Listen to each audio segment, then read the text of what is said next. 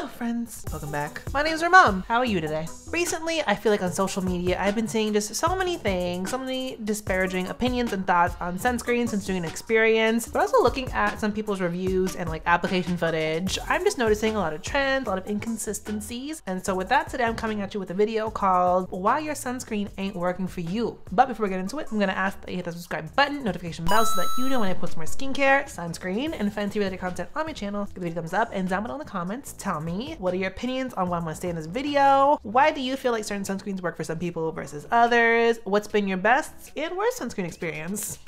Sound off. Real talk, I feel like this video should technically be a hot takes and hot cakes since this is a hot opinion, but I just filmed myself eating for another video and I don't want to do that again right now. So I got my mimosa with a straw because I'm wearing some lip gloss right now. I'm just gonna be sipping on this while I spill some tea. Your blood sugar low. But I also want to say fundamentally, just wear sunscreen every day, reapply if you feel it's necessary. That's one thing I feel is a big point of contention. If you are under direct UV exposure, should you reapply? Yes. Does everyone, including myself?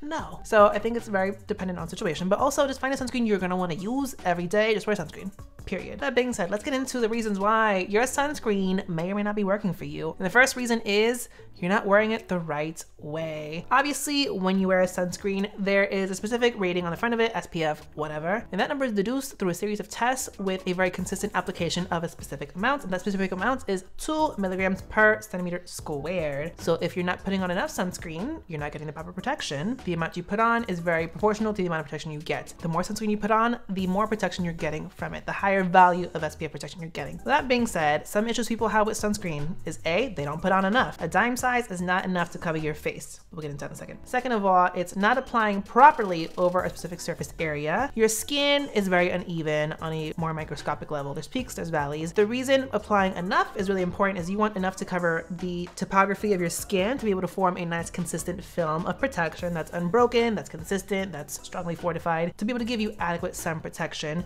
And you want that all over your face, your ears, front and back, and your neck, front and back. I see people that take the peak size amount of sunscreen, rub it in their fingers, and like apply most of it like here, and then like whatever's left, the faintest whisper, like So just make sure you're applying a very even, consistent layer of sunscreen all over all your exposed areas. That's vital. That's key. Also, I know people are very concerned about the level of sensitivity around their eyes. Sunscreen either irritating the area around your orbital bone, or, which happens to me a lot, is a sunscreen running into your eyes and like really burning. And I get that, but you're gonna want to put sunscreen in those areas. One of the big things about wearing sunscreen is, you know, anti-aging protection. Where do you see fine lines and wrinkles first?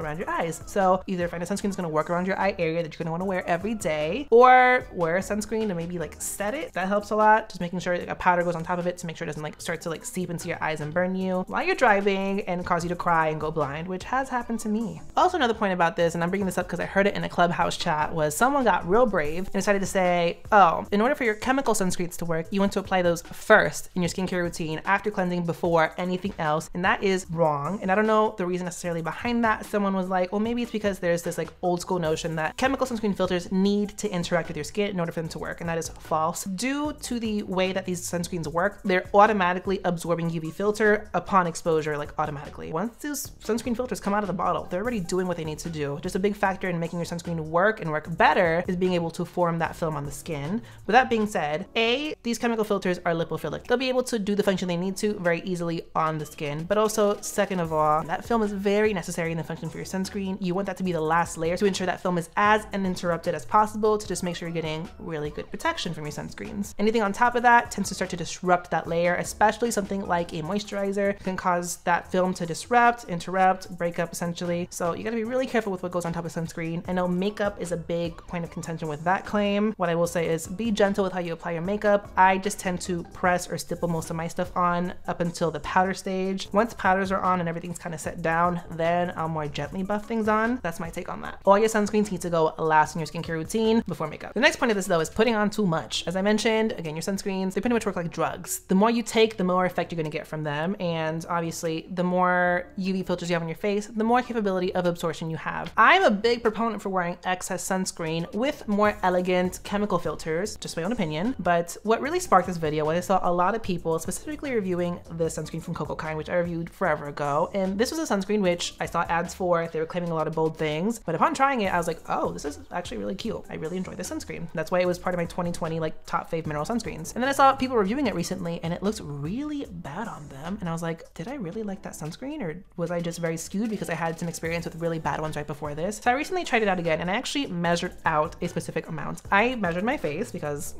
I'm that girl. And I found out how much sunscreen I need to wear on my face based off that 2 milligrams per centimeter squared, rough estimate. And that is 0.8 grams. I actually went a little bit above that, 0.9 grams. Worked that into my face and it actually worked really nicely on me still. Nice natural finish, wasn't greasy, no white cast. And I was watching these videos of people applying this where it looked horrible, and I realized they're using that 2 to 3 finger method. And I'm like, oh, they're just wearing too much. Once you go excess with this kind of sunscreen, mineral sunscreens, you're getting more of those white filters, and that's when you're getting that ghost face effect. So I told you I need roughly 0.8 grams on my face. And you see the 2-3 finger rule as a rough estimate to get you approximately what you would need to cover your face and or your ears or neck. I've actually measured, and I know for a fact that 2 finger lengths for most sunscreens equals roughly a 1/4 teaspoon, which equals roughly for me 1.6 grams. So I know because that's double the 0.8 I need for my face, that's gonna be enough to cover my face, my ears, and most of my neck area. And that's 2 finger lengths on me. The thing with the 2 finger rule is everyone's got different size hands. Everyone's got different size fingers. So there's a lot of inconsistency in that. And so when you have people with smaller hands maybe, taking 3 fingers length and putting that only on their face, you're getting a lot of sunscreen on your face, which depending on certain formulas is either gonna be good or really inelegant. So when I saw people with probably bigger hands than I do, taking 3 fingers of this and putting it on their face, when I know for a fact that's over a 1/4 teaspoon, which is a lot more than you need for your face, I'm like, that's why it's not working for you. You're putting on way too much of a formula that's not really gonna work for your skin tone. So be mindful of how much sunscreen you need and how much you're using. That's probably why it's not working for you. Next point is carrying off of that, and it's a very major point, and that is either A, it has filters that aren't meant for your skin tone. There's no mineral sunscreen filter that's gonna be sheer for every skin tone. Sorry to say it, that's just the reality behind how they work. But also, these tinted sunscreens come in a tint that's not gonna be universal for everyone, and that's also just the tea. So the main reason your sunscreen's not working for you is A, these mineral sunscreen filters are literally white pigment, and or as light reflects off of them, as small as that reflection is, they only really reflect 5 to 10% of the UV light that hits them. That reflecting light is a big reason why we see white casts on people. It's literally light reflecting off their face. But also with these tones, you're essentially putting on a light to medium coverage foundation that is one specific tone. If it's too light for you, it's gonna look ghost face. And that's why your sunscreen's not working for you. Next point, and this one is, I think, a really big revelation for a lot of people, and that is the vehicle your sunscreen is in, whether it's more water-based, more oil-based, silicone-based, might not work for your skin, and that's why it doesn't look good on you. A prime example of this is actually the Pipette and Biosan sunscreens. If you watch my channel, you know those did not work for me. And that is primarily because I have oily, acne-prone skin. Really rich, oily textures don't work on my skin. They don't actually really absorb into my skin. My skin's not the most absorbent, I'm gonna be honest with you. And so when you have sunscreens like the Biosans, like the Pipette, they're both mineral sunscreens based in a more rich, squalene texture. Those go on my face. That kind of texture doesn't set into my skin. It just kind of sits on top of it, and therefore those filters aren't going to meld into my skin very well. I will have a white cast.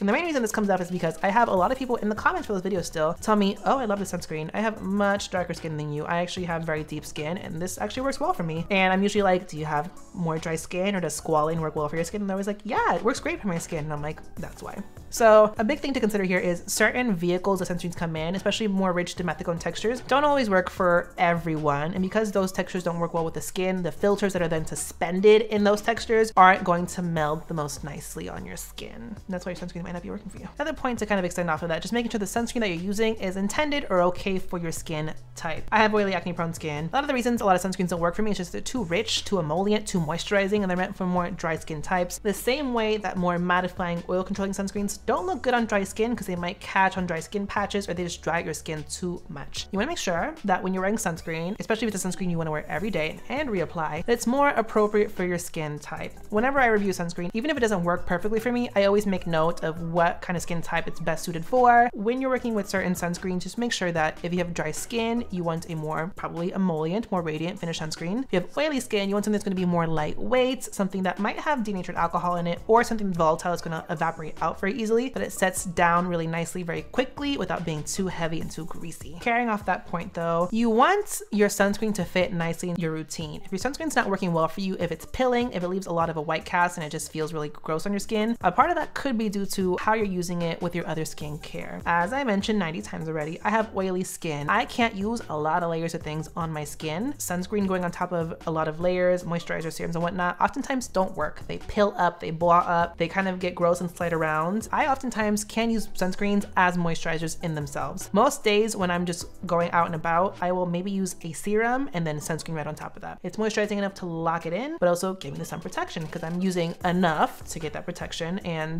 most of my sunscreens just sit more moisturizingly on my skin. With that being said, I know for a lot of sunscreens that I do personally enjoy, especially for dry skin types, you will want to moisturize just because that's more appropriate for your skin type as well. So just make sure, depending on what your skin type is, you're wearing your sunscreen in the most appropriate way to make it most functional in your routine for your skin type, because that might be why your sunscreen is not working. Another key point, which is what I started the video with, is reapplying your sunscreen. The reason why reapplication is such a vital concept is not because the UV filters necessarily degrade over time. Hopefully, if the sunscreen manufacturer does their job appropriately, your UV filters in your sunscreens are formulated in a way to be as stable as possible for as long as possible. I know there's like points of bringing up that like avobenzone degrades and loses a lot of efficacy over 2 hours. Oftentimes, avobenzone is either formulated with another UV filter to stabilize it, or formulated with other ingredients to just maintain the integrity and stability of the avobenzone. No sunscreen manufacturer wants their sunscreen to stop working after like 30 minutes. The main point you need to reapply is because that film of sunscreen on your face starts to degrade and break up, causing essentially like holes in your protection. And that's why reapplication is important. You want to maintain as much sun protection throughout the day as possible. Maybe that's why your sunscreen's not working. Going off that point though, a lot of you put a lot of your eggs in the sunscreen basket in terms of making sure you get adequate protection. Sunscreen is not your only way of protecting yourself. Understand there are limitations even to what sunscreen's able to do for you. There's no such thing as 100%